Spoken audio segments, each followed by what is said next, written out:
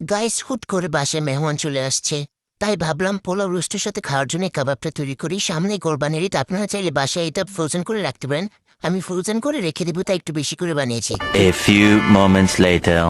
তো চলুন গাইস, শুরু করা যাক। গাইস, মায়ের কাছ থেকে চুরি করে একটু বেশি গরুর মাংস নিয়ে নিয়েছি, কারণ এটা কিন্তু আমি ঈদের জন্য তৈরি করব।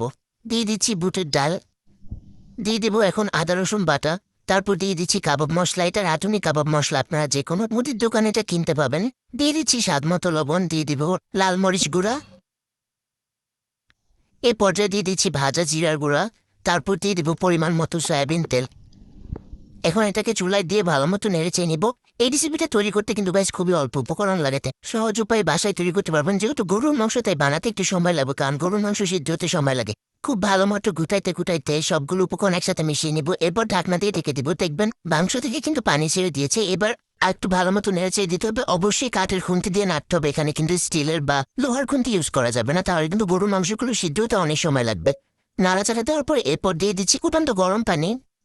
এভাবে মাংসটাতে খুব ভালো মতো সিদ্ধ করে নিতে হবে। যখন দেখবেন এভাবে মাংস আর ডালগুলো সিদ্ধ হয়ে গিয়েছে, ভালো মতো নেড়েচেড়ে দেখবেন এবং একটা মাংস চাপ দিয়ে দেখবেন সিদ্ধ হয়েছে কিনা। খুব ভালো মতো নেড়েচেড়ে পানিগুলো শুকিয়ে নেব। এরপর দেখবেন মাংস আর ডাল একদম ভালো মতো সিদ্ধ হয়ে গিয়েছে। পানিটা ভালো মতো শুকিয়ে গেলে এবার একটা বাটিতে ঢেলে নিব। দিয়ে দিচ্ছি একটি ডিম, কাঁচামরিচ কুচি, আপনার যেটুকু ঝাল পছন্দ করেন সেই অনুযায়ী দিবেন, সামান্য পরিমাণ টেস্টিং সল্ট, পেঁয়াজ কুচি। গাইস, এ পর্যায়ে আবার একটু কাবাব মশলা দিয়ে দিব, তাহলে ফ্লেভারটা অনেক ভালো আসবে, তাই পর্যাপ্ত পরিমাণ কাবাব মশলা দিয়ে দিবেন। এখন খুব ভালো মতো নেড়েচেড়ে মিক্স করে নিতে হবে। খুব ভালো মতো মিক্স করবেন যেন সবগুলো উপকরণ একসাথে সবগুলোর সাথে মিক্স হয়। আমার এখানে আরেকটু পরিমাণ ডিম লাগবে, তাই আমি আরও একটা ডিম দিয়ে দিচ্ছি। দিয়ে এবারও ভালো মতো মিক্স করে নিতে হবে। গাইস, এবার কিন্তু কাবাবগুলো বানানোর পালা। কিভাবে বুঝবেন যে কাবাবগুলো ঠিক হয়েছে কিনা? যখন এভাবে হাত দিয়ে একটা কাবাবের শেপ করবেন আর দিবেন, ফেটে যাবেন, আবার সব দিক ঠিক হবে, ময়ানটা ঠিক আছে, তখনই আপনারা বুঝবেন আমাদের মিশ্রণটা একদম ঠিক আছে। এবার আমি সবগুলোকে কাবাবের শেপ দিয়ে নিব। গাইস, একে একে সবগুলো কাবাব তৈরি করে নেওয়ার পর একটা ট্রেতে ভালো মতো ছড়িয়ে নেব এবং এটাকে ডিপ ফ্রিজে রেখে দেবো সারা রাতের জন্য। সকালবেলা যখন এটা বরফ হয়ে যাবে, তখন আপনারা ফ্রোজেন করে রেখে দিতে পারবেন এটাকে মাসখানেক জন্য।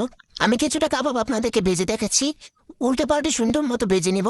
চুলার আঁচটা অবশ্যই মিডিয়াম আঁচে রেখে ভাজতে হবে।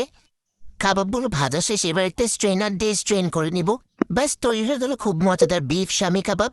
আপনার বাসায় এটা অবশ্যই তৈরি করবেন গাইস। আমি আশা করছি আপনাদের অনেক ভালো লাগবে এবং বাসায় বানালে অবশ্যই আমার সঙ্গে শেয়ার করবেন, কমেন্টে জানাবেন কেমন হয়েছে। দেখুন গাইস, কাবাবটা ভিতরে কিন্তু একদম পারফেক্টলি কুক হয়েছে। তো গাইস, এই ছিল আমার আজকের আয়োজন। আজ বিদায় নিচ্ছি, টাটা।